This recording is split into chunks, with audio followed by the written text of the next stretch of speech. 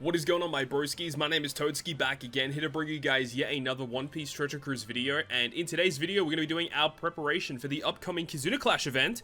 So remember, this is not going to be a super boss KIZUNA. This is just a normal KIZUNA. There are no super bosses, which means that it is going to be much more difficult to get towards the end of the KIZUNA exchange. You know, get to box 7. It's going to be relatively difficult to do it when there is no super boss attached. You know, getting those free tickets basically just by clearing those bosses. So this one is going to be a lot more challenging, right? So let's go ahead and do this. In this video though, we're going to talk about both bosses. There's only 2 variations, and we'll have like a team that you can use to clear it, and we'll also talk about what you could do in terms of a team using the friend captain of Dragon, Ivankov, and Kuma, because that is going to be the ideal way to actually get as many tickets as you possibly can. Because if you scroll down here, you can see that these characters are powered up in the event. You can see that they will earn you 1.45 times rewards in terms of the tickets that you get when you clear the quest, when this character or these characters are in your team.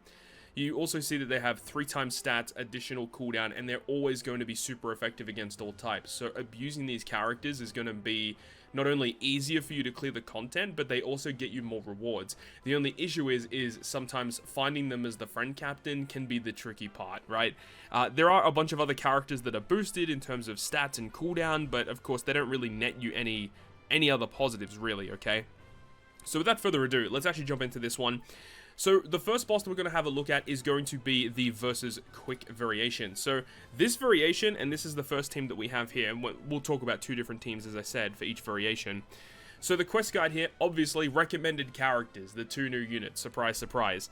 Characters that are driven, cerebral, and striker are the ones that receive all of the cooldown for their special, their switch, and their versus gauge.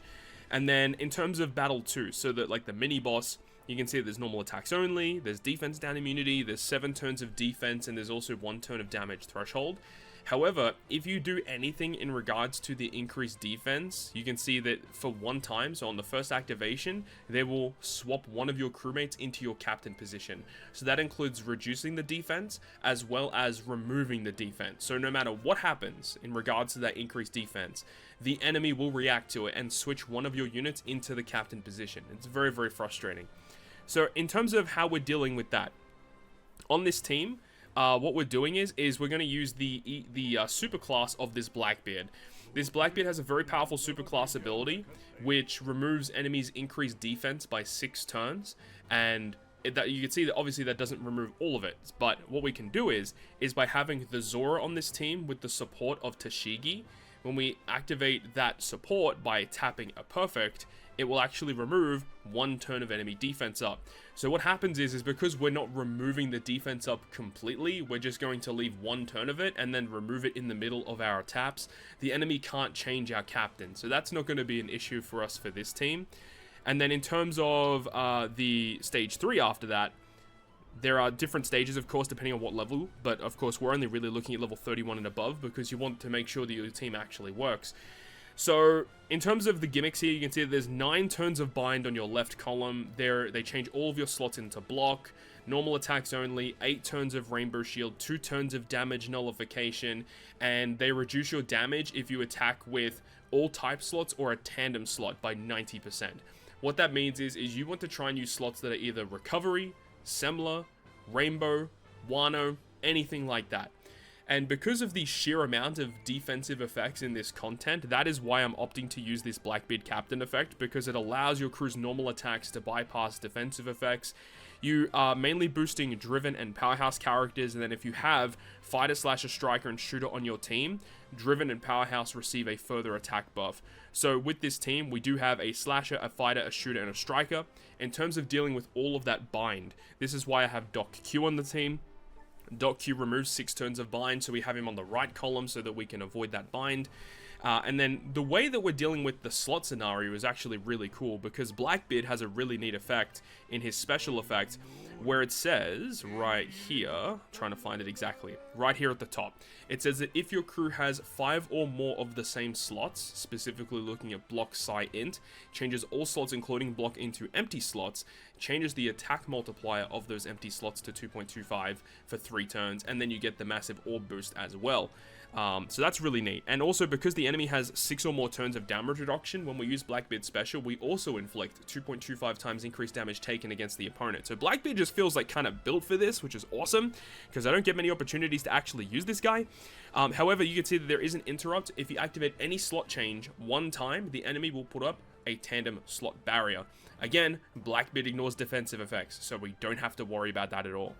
So that's the way that we're getting slots. One thing to note, if you do opt to use a very similar team to this, make sure to use this Akainu special first, because he changes your slots into decks, and then because you get a bunch of block slots at the start, his special won't change them into decks. So use Akainu first to get your attack boost and your chain lock, and then go ahead and use your Doc Q, and then go ahead and use your Blackbeard. That's the best way around it. We also have Zoro on the team. Because we're already going to have an orb boost from Blackbeard, Zoro will actually give us the ability to inflict resistance down, which is just kind of neat. And then we also have Versus Kid, because Versus Kid can give us a massive conditional boost. He also gives us chain related stuff, but I guess it doesn't really matter because we have Sakazuki. So maybe Sakazuki could be replaced for something else, but you know, you do still want to run some Dex characters because you want to have some type of type advantage in this content. I don't believe there's any color affinity on this team, so maybe we could chuck on a color affinity support as well.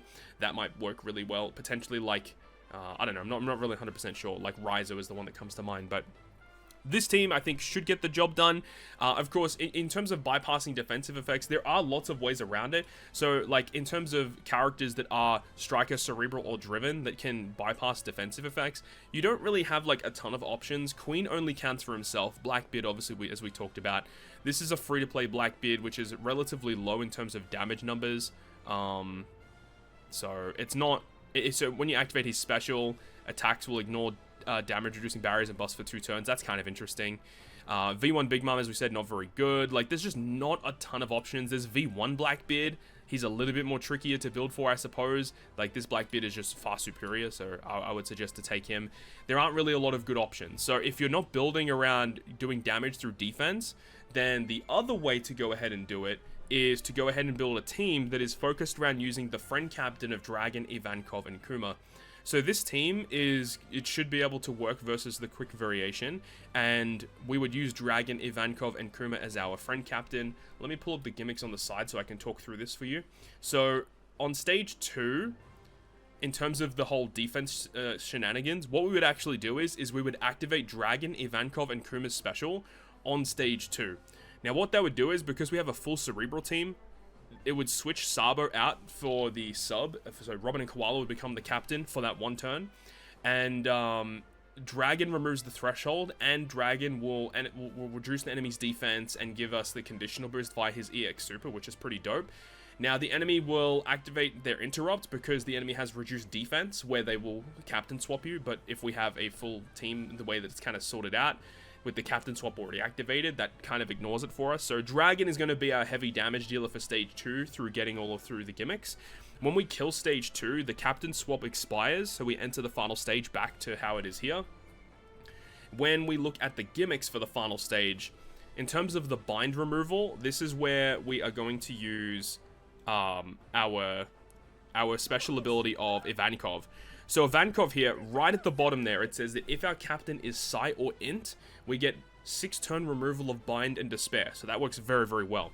Now, on top of this, because we have Sabo as our captain, Sabo is a fighter and a Cerebral character. So Ivankov does have additional effects that will activate. So first of which, right at the top here, it says if you have a fighter captain, then you get a 2.25 times attack boost for 3 turns. And then, furthermore, if we have a Cerebral captain, we get a 1.3 times chain addition for 3 turns. So Vankov's providing utility and damage increasing abilities, which is fantastic. We are also inflicted with all of those block slots, mind you. Now, the way that we're going to deal with that is via the Viola. Now, remember, if you want to use Dragon as the friend captain and you want to bypass defensive effects, you do need to build your team with 5 Rev armies on the team.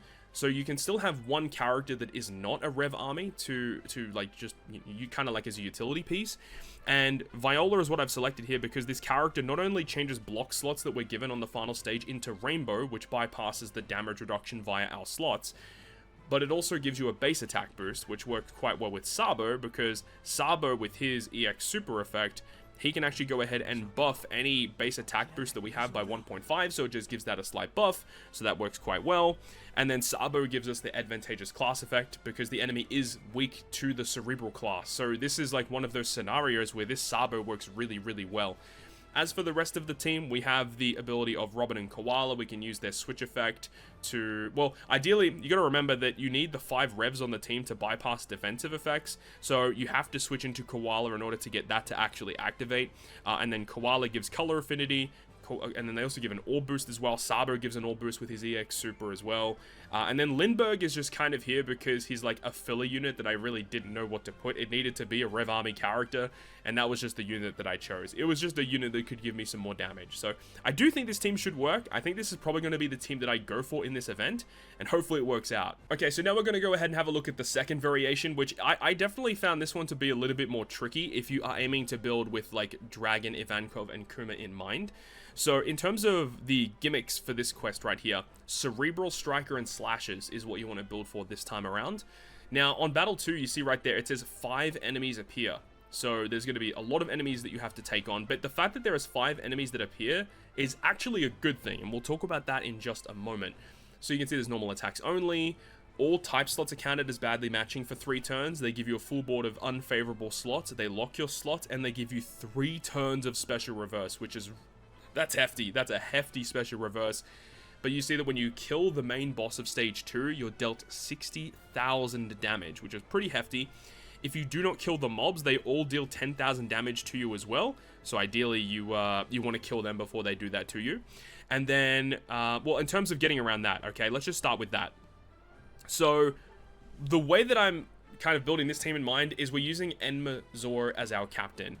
The main reason for that is because, spoiler alert, the enemy on the final stage has a damage limiter. Damage limiter, you can only do 90% of the enemy's HP, meaning you have to wait basically 2 turns to kill the enemy. It's very, very frustrating. However, Nhágår is one of the only characters in the game that has an ability within their captain effect, which you have to scroll all the way to this effect right here, where right at the bottom of that text box, it says allows to deal up to 2 times the damage cap status applied to the enemy. So in his maximum status, he's allowed to bypass that damage limiter, which is really, really important. And then Nhágår has a bunch of other powerful abilities to give you like massive damage output. And because of Nhágår and his mechanics, we have to fully charge his gauge before we reach the final stage. And in order to do that, we're going to be using Hiyori. Hiyori is literally the best friend of Nhágår. You basically need this character if you plan to run Nhágår in content. Mainly because of her crewmate ability to give you a full board of Wano slots at the start of the quest, and then more importantly as well is because on the first stage there's you want to try and charge up those slots, consume as many Wano slots as possible, and then because there's 5 enemies on the second stage, you can consume 5 Wano slots again, because we would ideally use Hiyori special on stage 2. So we'll basically have 2 full stages of matching slots. Our slots will be locked as well, so we basically have the full board of Wano slots throughout the entire quest, which is so cool. So Hiyori is very, very key for this in order for Zoro to actually work. Now, dealing with that special reverse on stage 3, this is why I've got Kara and Wanda on the team. So they're fantastic for giving 3 turns of cooldown to Slashes, Fighters, Striker, Cerebral. So they just single-handedly deal with that. They also give us an orb boost, which is fantastic. And then another thing that's great is because we can have this support attached to them, which is the Mystems support, which says anytime we're inflicted with paralysis or special reverse, then this support triggers, giving us 75% damage reduction, which will allow us to tank the death hit on stage 2. So it's great. So the important thing is why would you want to tank the death hit, right? 60,000, most teams could actually probably deal with that naturally. The thing is when you reach the final stage, there are gimmicks that occur depending on how much health you have when you reach the final stage. So you can see that there is 2 different preemptive attacks. One says when your HP is below 50%. So you want to enter this stage above the 50% threshold. The only difference is that if you enter with below 50% HP, the enemy will have 7 turns of increased defense on top of everything else, so you just don't want to deal with that. Now, in terms of everything else, there's 9 turns of bind, which is pretty hefty. There's a hunger mechanic as well, normal attacks only, and then the damage limiter where you can only deal 90% of the enemy's HP, so you have to kill them over 2 turns. And there's also the 7 turns of damage threshold. So, in terms of dealing with all of that, the friend captain for this team is going to be Shanks. We want to make sure to use him because he does have the captain ability to not only boost slashes, but he also has the ability to resist 10 turns of bind. It's very, very important that we have that. And one thing to note that I know some people might not understand, if you actually have a look at the gimmicks, right, where on the final stage, you're inflicted with bind and then you're also inflicted with hunger. If a character has the hunger potential ability and then they're binded, the potential ability will not activate. Meaning that if you are planning to just use a potential ability to get around the hunger, if that's one of the binded units, it's just not going to work. Which is why I would suggest to use a bind removal captain to allow your hunger effects to activate. On this team specifically, we have Kara and Wanda who have the hunger potential ability, which allows us to remove that, which is fantastic. Now, in terms of the other gimmicks on the final stage, there's the damage threshold, which I am removing via the ability of this Mihawk. Now, Mihawk isn't necessarily required. I am having Mihawk on the team and the Luffy on the team to trigger the EX super of the friend captain Shanks, which works quite well. Not necessarily required, but that's what I'm doing. So Mihawk inflicts increased damage taken on the opponent. He gives us a massive attack boost, and then also will remove the damage threshold. The Luffy on this team is literally only here because it's a Luffy. That's literally it. Because we have that, it does actually allow us to use the super tandem effect of Zoro if we opt to do that as well. And then, of course, you want to make sure when you reach the final stage, you have Zoro's gauge ready to go, you unlock his Enma, and then you can just kill the enemy in 1 turn. Now, what happens if you don't kill the enemy in 1 turn? Well, because of the damage limit, if you have to kill him over 2 turns, it says here that the enemy will inflict normal attacks only, remove your potential abilities for 5 turns, give you a full board of block slots, and then also they'll have a barrier where you need to hit them with 3 recovery slots in order to break through it. So yes, you could just deal with that. I mean, at that point, the enemy's only going to have 10% of their HP left, and no, you can't use a knockout special like Sugar or Invasion Garp or anything like that. This doesn't seem too tricky, but it's just something that you just don't have to deal with if you just use Enma Zoro. However, by using this strategy, you are going to get less overall KIZUNA tickets. So let's go ahead and have a look at a team that is going to be using Dragon, Ivankov, and Kuma as a friend captain. So this is the secondary team that I was thinking of for using Dragon, Ivankov, and Kuma as a friend captain. Now, this team is not aiming to run 5 Rev armies on the team to use the effect to bypass defensive effects. While that effect is very, very good, it's actually not really needed for the variation that we're looking at versus Int. Versus the quick variation, yes, I would highly advise to build around that, but it's not necessarily needed for this one. So the way that this team is going to work is when we reach stage 2, where the enemy will go ahead and inflict us with, what is it again? Let me just pull it up. So the enemy will give us, what is it? Yeah, a full board of unfavorable slots for 3 turns. All type slots are counted as badly matching, and then they lock our slots and 3 turns of special reverse. The special reverse is dealt with the captain ability of Robin and Koala. Fantastic captain, absolutely love Robin and Koala. Now, in terms of the badly matching slots, this is where we can use this. This effect is so good. The support effect of 20th anniversary Usopp says that anytime the enemy changes our slots, it changes badly matching slots into recovery. So we're actually going to have a full board of recovery slots. Now, I'm not actually 100% sure if any of my abilities actually treat recovery slots as beneficial. I may have to look into that. Yeah, it does. Okay, yep. This Bello Betty, I planned it that way. This Bello Betty on the team does make those slots matching for cerebral characters, which is our entire team. So that support effect is great for giving us those matching slots, full board of recovery, and they do lock our slots as well. So we're going to keep those slots for the final stage if we need them.